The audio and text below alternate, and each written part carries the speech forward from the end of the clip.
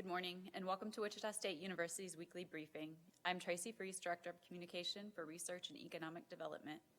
These briefings are held in an effort to keep the campus and the public better informed about the progress occurring at Wichita State. Following today's update and featured topic, there will be a time for questions. In May, Advanced Robotics for Manufacturing awarded a funding grant for Automation Manufacturing Technicians for the Future.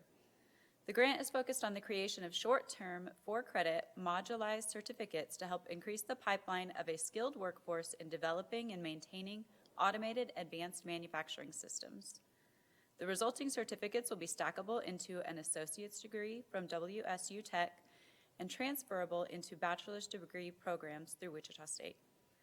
The project will combine robotics technology, maintenance reliability, and industrial automation machine maintenance courses to provide employers with options to upskill employees. Over the summer, WSU and WSU Tech created an industry-approved educational model and developed a student pipeline with manufacturing industry partners. Meetings with companies reveal a common set of targeted entry-level skills needed to be successful in this field are in demand. Companies are looking for entry-level talent who they define as farmhands. In particular, those who grew up working with machinery who have the dexterity to move into the field. Applications for federal student aid for 2020 to 2021 began October 1. Based on the information students provide on the FAFSA, WSU creates an award package that may include federal grants, loans, work study, and/or WSU scholarships. December 1 is Wichita State's priority date to maximize federal financial aid assistance. Nearly 60% of Wichita State students received some financial aid, totaling around $105 million. Members of the Kansas Board of Regents are on campus today. The visit began on Wednesday. In addition to a campus tour, members of the board met with applied learning students to learn about their experiences with Airbus, Innovar, NetApp, Textron Aviation, the Wichita Thunder Hockey Club, the City of Wichita, and others. Shocktoberfest begins Saturday and runs through October 26th. This annual celebration includes various athletic events and activities, competitions, service and philanthropy opportunities, a birthday celebration for WSHOC, and a lip sync competition. The Pumpkin Run winds through campus on Saturday. The 5-kilometer race begins at 9 a.m. The Little Pumpkin Run 1 kilometer begins at 10:19 a.m. The run begins and ends in the Shocker Hall courtyard. And Trunk or Treat runs from 1 to 4 p.m. Saturday at Brayburn Square. And now I'd like to introduce our featured speaker, Kathy Downs, Dean of University Libraries.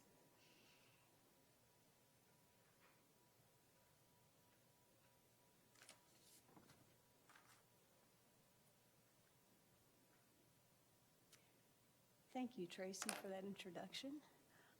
As she said, I'm Kathy Downs, Dean of the University Libraries, and it is my pleasure today to have the opportunity to discuss how the University Library supports the mission, visions, and goals of the university. So first, let's look at what is the mission of the university. Wichita State wants to be an essential educational, cultural, and economic driver for Kansas and the greater public good. In its vision, we seek to be globally recognized as the model for applied learning and research. During this past year, we've been engaged in a refreshing of our strategic plan and have arrived at 5 goals for a university to be student-centered, support and embrace research and scholarship, develop a vibrant campus culture, recognize the diversity of society, and have inclusive excellence, and develop strategic partners to advance the educational opportunities of our students. So how does the library fit into this, and how do we support this mission, vision, and goals? We do it through our engagement activities, our facilities, and our collections. So let's first start with our collections. The heart and the basis of any academic library is its collections. And you can see from this graphic that we have a wide variety of collections. We have the traditional physical resources and increasingly the digital ones that embrace our local as well as our online students. No library can buy everything that is available. So when we are selecting materials, we are selecting materials that support the curriculum of the university and the research and scholarship interests of our faculty and our students. As a public institute, a state institute, we are open to the general public of Kansas, and we welcome community members to use our facilities. In looking at selecting our collections, we also want to make sure that they reflect all of our students. And recently we've added a number of collections that support and embrace the histories of previously underrepresented populations. We also have started adding materials to the collection that are more tools of the trade, so that our students have some of that applied learning opportunities as they go and develop their research and their projects. In our collections, we also develop facilities to support and enhance the use of the collections. Primarily, our shelving is open shelving so that our students can go out and interact with the collections. Our space is finite, though, so to support our collections, we do use compact shelving for lesser use collections so that we maintain the public spaces our students need for their study and their research activities. And in these spaces, we embrace a variety of student learning practices. We have open study tables, carrels, different sized chairs, the very popular whiteboards that the students use to embrace that part of the brain that helps retain knowledge. For those who need a more enclosed space, we have group and individual focus rooms. The night owls are handled with our 24-hour study room, and more on that later. We also have on our third floor a quiet floor for those who must have absolute silence in order for them to learn effectively. Over the last several years, we've added meeting student demands, increasing number of electrical outlets, and we work with our ITS services all the time to make sure we have a strong and powerful Wi-Fi in the building. We know that our students not only use our materials, but they are creators themselves. And in recent years, our students have gone beyond some of the traditional term papers, which are still being used, to have projects that might have multiple modalities. That means they might have a sound file in this report. They might have a video file or a 3D object. And in our library, you'll see the public computers, the print stations, the copiers and scanners, but also you'll see specialized facilities. We have 3D printing. We have a sound booth for those sound files. We have a one-button studio for video recording.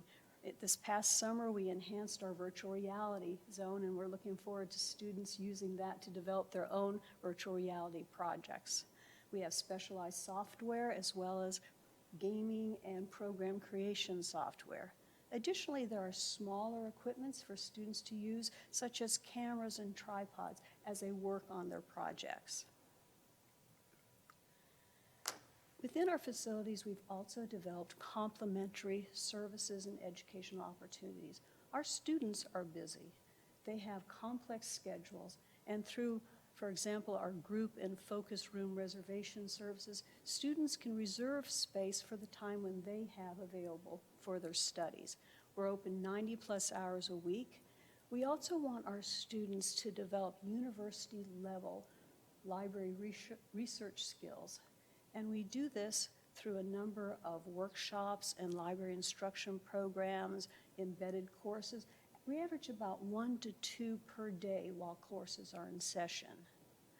For those who are working in the building, we also have point of need service points, our reference desks, our information, our technology service desks. Students also can contact us through chat. They can contact us through email, through telephone. We want to be there when the students have a question. We don't want their studies to be stopped just because of one small item. For in-depth projects, we have individual consultations. We also have developed over 400 self-help online research guides so that we empower students to learn on their own.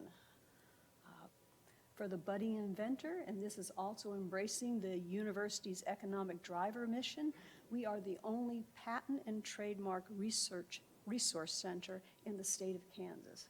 We're there to help you if you have that idea and you want to see if somebody else has had it in the past, or just what is that patenting process. We have over 20 FTE student employees. They average about 15 to 20 hours a week, so all total there's about 46 students.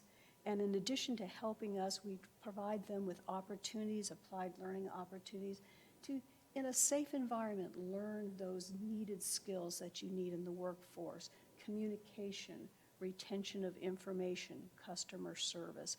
Additionally, our technology students help us with our many technology projects, and they themselves present a number of our workshops. Beyond the everyday activities, we contribute to the cultural mission of the university through our own library-originated events. We've had our Spring Edible Book Festival. Our Halloween Comic Fest is upcoming. Had Valentine's Blind Date with a Book. We also support the research activities of our students. For example, a recent reception last year for the GRASP and ERCAF winners. We have guest lectures as well as collection openings. We also want to be a good partner to our campus colleagues by participating in their campus events, such as Welcome Fest, Shocker Resource Fairs, Finals Friday. So how are we doing? Here's the tale of the tape. In FY19, over 3.4 million uses were made of the library's facilities, collections, and engagement programs. That includes downloads, web visits, questions, database searches, research guides, views, libraries consulted. That averages to 195 transactions per student, faculty, or staff, or boiled down, that's one transaction per student, faculty, or staff each day classes are in session. So what's on the horizon? We have a number of building projects and enhancements that are going on this fall. The first might not seem major, but it's major to us. You may have noticed a number of dark areas in the library and light bulbs out. I see a head shaking over there. We are in the middle of a 9,000 bulb replacement project that facilities management is handling, and we thank them gratefully for their work to add new, brighter, more energy efficient lights to the library. Additionally, in a few days, we will start a roofing project to re-roof the library. It's needed, and that should address some of those third floor leaks you might have seen with the buckets and strategically placed trash cans. Our major project, though, and that we're really excited about, is the enhancement and enlargement of our 24-hour facility. This was a project that we had strong students' requests for. It was in last year's student referendum. And through the generosity of the provost's office, this is one project that is going forward. In the spring, we asked students what did they want to see, and we tried to incorporate in our project as many of their suggestions as we could. The number one suggestion was a restroom facility, and you will see this where it's going to be placed up on the screen. Additionally, another very intense request was some sort of facility that would enable coffee. So our vending facility will now have some water lines, and we are hoping to place a coffee machine. The 24-hour facility is being expanded into the foyer area. Students requested a wide range of different seating options, so we're going to have high, low seats, booths, individual tables. And this project will start around October 28th with a completion date of mid-December. We also have 2 October events I'd like to invite you to. On October 22nd, we are celebrating the 30th anniversary of the completion of the West Addition to ABLA Library. The color picture is the after picture, and the black and white picture is the before picture. If you look really carefully, you can see in the color picture a line on the roof, and that is what separates the West edition from the previous 1962 edition. The party starts at 11 a.m. and there will be cake.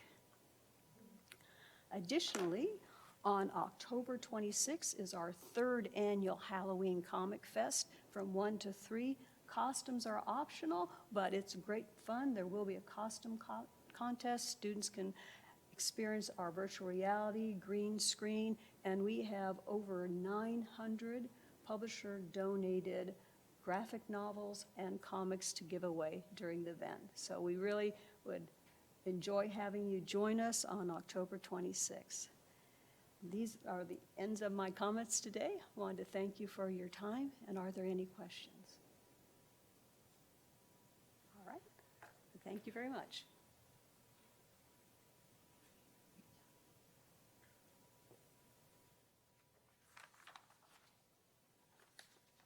Thank you, Kathy. At this time, I'll take questions on any of today's updates or any questions you may have regarding the university. If there are no questions, before we close, there's one thing I would like to do. We'd like to remember Andy Hurt, a member of the Strategic Communications family.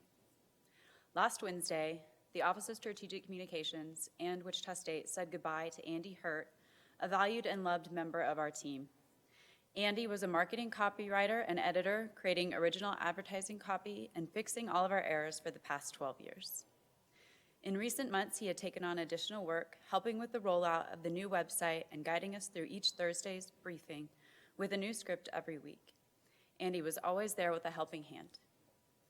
Even if you never met him, chances are you've at least read Andy's words or heard them in WSU commercials. Countless future shockers have too. Andy was a Wichita native and earned his bachelor's in communication from Wichita State in 2003. He and his wife were married in Fisk Hall, and this past May, Andy succeeded in earning his master's in public administration, for which he worked incredibly hard.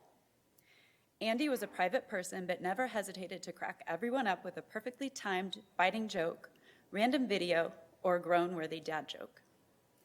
He leaves behind his wife, a young daughter and son, and many devoted friends in the Hugo Wall School of Public Affairs. We are in communication with Andy's family regarding arrangements for a memorial and will provide more information when it's available. Andy, your presence is already missed. The Strategic Communications Office and Wichita State won't be the same without you. And in closing, we want to remind you of our vision to be internationally recognized as the model for applied learning and research, and our mission to be an essential educational, cultural, and economic driver for Kansas and the greater public good. Thank you for coming today to today's briefing. The next briefing will be at 10 a.m. Thursday, October 24.